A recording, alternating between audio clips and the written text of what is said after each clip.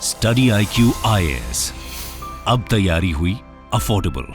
नमस्कार दोस्तों recent times में अगर आपने स्टॉक मार्केट को ट्रैक किया होगा तो आपने देखा होगा कि थोड़ा सा नर्वसनेस आ रखा है मार्केट के अंदर। मतलब जो इन्वेस्टर्स पहले सोच रहे थे कि चुनाव के दौरान जो स्टॉक मार्केट है वो तो आसमान छूने वाला है, ये तो सिर्फ बढ़ने ही वाला है, वहां पर शायद आपको कुछ हद तक गिरावट देखने को मिलेगी। और इसीलिए क्या हुआ है कि हमारे देश के जो होम मिनिस्टर हैं, देखिए बहुत कम ऐसा होता है, काफ़ी रेयर होता है कि कभी मिनिस्टर के द्वारा स्टॉक मार्केट को लेकर इस तरह का प्रिडिक्शन किया जाए। लेकिन अमित शाह जी का ये कहना है कि देखो, चुनाव के नतीजे के पहले जितना खरीदना है खरीद लो, मतलब मार्केट के अंदर जो शेयर्स वगैरह खरीदना है खरीद लो, क्योंकि ये तो रिकॉर्ड हाई बनाने जाएगा। क्योंकि हमारी जो सरकार है वो वापस से बड़े मेजॉरिटी से आएगी। ये आप देख सकते हैं खबर, एक्चुअली उन्होंने NDTV को ये पूरा इंटरव्यू दिया था, उसी के दौरान ये खबर आई है। Amit Shah on recent Dalal street fall, मतलब जो अभी रिसेंटली फॉल देखने को मिला है स्टॉक मार्केट में, उसके ऊपर उन्होंने बोला है कि market will shoot up after 4th of June। तो इसी को थोड़ा हम डिटेल से चर्चा करेंगे और साथ ही साथ मैं आपको यह भी बताऊंगा कि कारण क्या है, इस समय नर्वसनेस क्यों है मार्केट के अंदर, क्या चल रहा है। चलिए आगे बढ़ते हैं, लेकिन उससे पहले आप सबको यह भी बता दूं कि अगर आप स्टॉक मार्केट के बारे में सीखना चाहते हो तो स्टडी IQ में हमारा ये जो fundamentals of stock market investing का कोर्स है वो मिल रहा है। स्पेशली अभी समर सेल चल रही है तो आपको इसके ऊपर भी एक्स्ट्रा थोड़ा डिस्काउंट मिल जाएगा। बस आपको हमारे वेबसाइट ऐप पर जाना है, कमेंट सेक्शन में लिंक है और यूज करना है ये कोड अंकित लाइव। ये कोड इस्तेमाल करके आप मैक्सिमम जो डिस्काउंट है वो ले पाएंगे। और इसमें आपको मैं बता दूं, चाहे आप बिगनर्स हो, इन्वेस्टर्स हो, फाइनेंशियल प्रोफेशनल्स हो, जो भी आप हैं, अगर आप चीज़ों को सीखना चाहते हैं बेसिक से लेकर एडवांस लेवल तक, तो ये जो कोर्स है आपको काफ़ी मदद करने वाली है। और इसके अलावा अगर आप MCQs अटेम्प्ट करना चाहते हैं तो मेरे इंस्टा पेज पर जाइए, वहाँ पर स्टोरीज में जितने भी MCQs हैं उसको भी आप अटेम्प्ट कर पाएंगे। तो चलिए शुरुआत करते हैं और सबसे पहले ये देखते हैं कि एग्जैक्टली हुआ क्या है। देखिए रिसेंटली अगर आपने देखा होगा कई सारी ऐसी खबरें आई थी कि पहला जो 3 फेज हुआ था चुनाव का, अभी 7 मई को 3rd फेज था और अभी कल जो है 13 मई को 4th फेज हुआ है। तो पहले 3 फेज में यहां पर बताया जा रहा था कि जो वोटर टर्नआउट है उसमें थोड़ी गिरावट देखने को मिली है 2019 के मुकाबले। और इसी खबर की वजह से क्या हो रहा था कि मई के महीने में जो स्टॉक मार्केट है उसमें आपको अच्छा खासा गिरावट देखने को मिलेगा।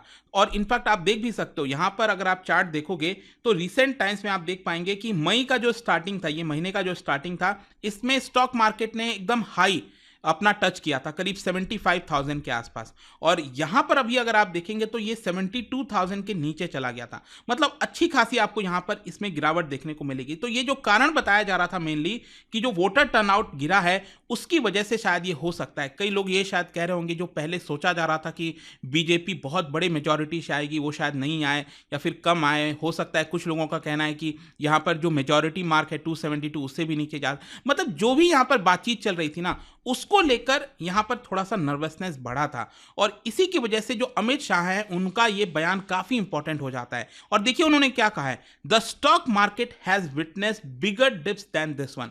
पहले भी अगर आप देखो तो स्टॉक मार्केट में अच्छे खासे डिप देखने को मिले हैं। It should not be link to the election. अगर ये थोड़ा सा गिरावट हुआ है तो इसका मतलब इलेक्शन से आपको डायरेक्टली लिंक नहीं करना चाहिए।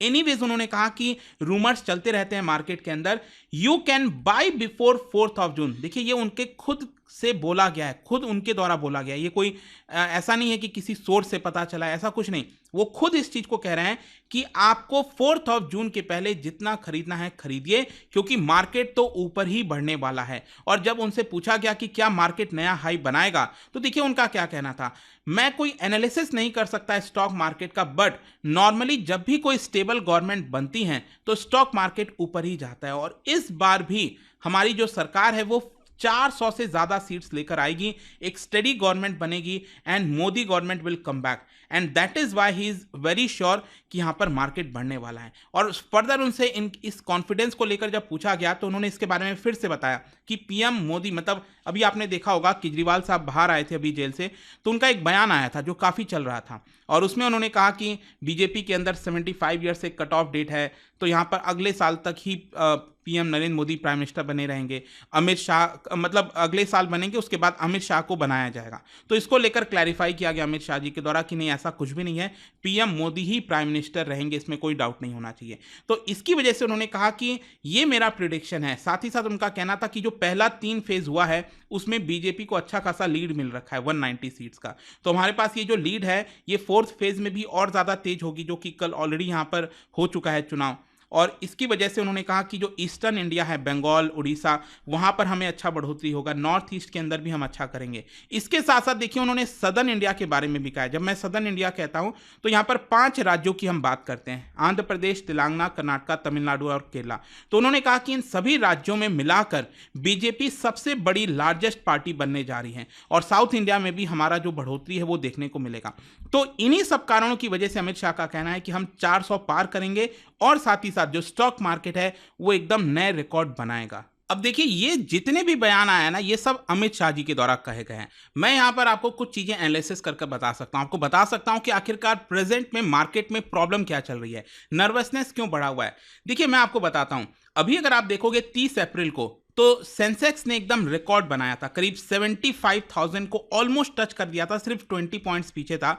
और उसके बाद से लेकर अभी तक अगर आप देखिए तो करीब 4% की आपको अच्छी खासी गिरावट देखने को मिलेगी। और इनफैक्ट मैं आपको बताऊं तो अभी जो गिरावट हो रही थी तो वापस से फ्राइडे को थोड़ा सा उछाल हुआ था, लेकिन वापस से मंडे को अगर आप देखिए अच्छा खासा सेलिंग प्रेशर हो गया, फिर से मार्केट कल नीचे गया था, ऑल्दो रिकवर कर गया था वो एंड होते होते, लेकिन कल भी काफी अच्छा खासा नीचे चला गया था। इनफैक्ट ब्रॉडर मार्केट में तो जो करीब जो हम कहते हैं ना स्मॉल कैप, जो छोटे छोटे शेयर्स होते हैं, तो उसमें तो करीब 1.8% की गिरावट हुई थी। मिड कैप इंडेक्स में भी करीब 1.7% की गिरावट हुई थी। तो यहां पर क्या है ना कि जो लोकसभा का चुनाव चल रहा है और कई सारे फैक्टर्स हैं जिसकी वजह से ये नर्वसनेस हो रखी है, मैं आपको एक एक करके यहां पर बताऊंगा, लेकिन लोकसभा का ध्यान रखिएगा, जो थोड़ा सा डिप हुआ है ना यहां पर वोटर टर्नआउट में, वो एक बड़ा कारण यहां पर बताया जा रहा है। खैर यहां पर एक एक करके समझते हैं। सबसे पहला मैं आपको बता दूं, ये जो आपको गिरावट नर्वसनेस देखने को मिली है मार्केट में, ऊपर नीचे जो हो रहा है, इसका सबसे बड़ा एक कारण है विक्स इंडेक्स। विक्स इंडेक्स क्या होता है? वोलैटिलिटी इंडेक्स इसको कहा जाता है। बेसिकली अगर आप इस चार्ट में देखोगे ना, जो वोलैटिलिटी इंडेक्स था वो अभी अप्रैल के महीने में करीब 10 के आसपास था, और ये अचानक से आप देखिए यहां पर अच्छा खासा शूट हो गया, एकदम एकदम ऊपर चला गया है। पिछले 6 महीने से ये लगभग 10 से 15 के बीच में डोल रहा था इधर इधर आसपास, और ये अचानक से ये जो शूटअप हुआ है ना, इसकी वजह से आप समझ सकते हैं कि यहां पर मार्केट में आपको अच्छी खासी अचानक से एकदम तेजी आ जाएगी, फिर अचानक से मंदी, फिर अचानक से तेजी। तो जितना ज्यादा विक्स बढ़ेगा उतना ज्यादा आपको उतार चढ़ाव देखने को मिलेगा।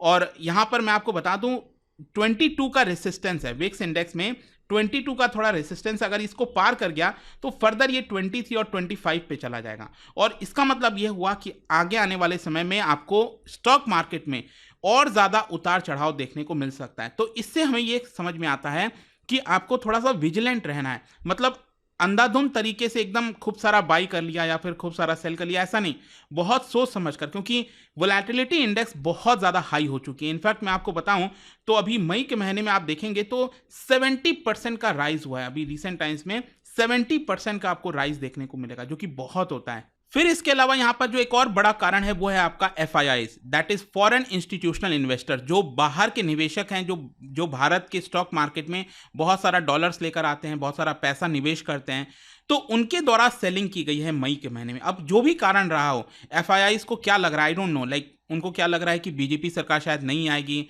कम बहुमत से आएगी, या फिर जो भी चल रहा है ना वो जानते हैं, मैं नहीं जानता, लेकिन उन्होंने बहुत बड़ी यहां पर सेलिंग की है। आप देख सकते हैं कि मई के महीने तक 25,000 करोड़ का कैश सेगमेंट में उन्होंने बिकवाली की, और फ्यूचर एंड ऑप्शंस में भी लगभग 11,000 करोड़ की उन्होंने बिकवाली की। तो जब इतनी बड़ी बिकवाली आती है तो इसकी वजह से भी स्टॉक मार्केट गिरता है, और इसीलिए आपको अच्छा खासा नर्वसनेस स्टॉक मार्केट में देखने को मिलेगा। फिर एक और जो बड़ा कारण बताया जा रहा है वो है आपका Q4 का जो रिजल्ट है। बेसिकली जनवरी से मार्च के महीने के बीच में जो अलग अलग कंपनीज के नतीजे आए हैं, चाहे कोई भी आप ले लीजिए, SBI, बैंकिंग सेक्टर से लेकर FMCG तक, कोई भी अगर आप देखोगे, जो एक्सपेक्टेशन थी Q4 रिजल्ट की, वो एक्सपेक्टेशंस पर खड़े नहीं उतरे हैं, और इसी की वजह से यहाँ पर एक थोड़ा नर्वसनेस हो गया और लोगों ने प्रॉफिट बुकिंग स्टार्ट कर दी है। फिर एक और जो एक मेन कारण यहाँ पर मैं आपको बताऊं तो वो है आपका US डॉलर का मजबूत होना।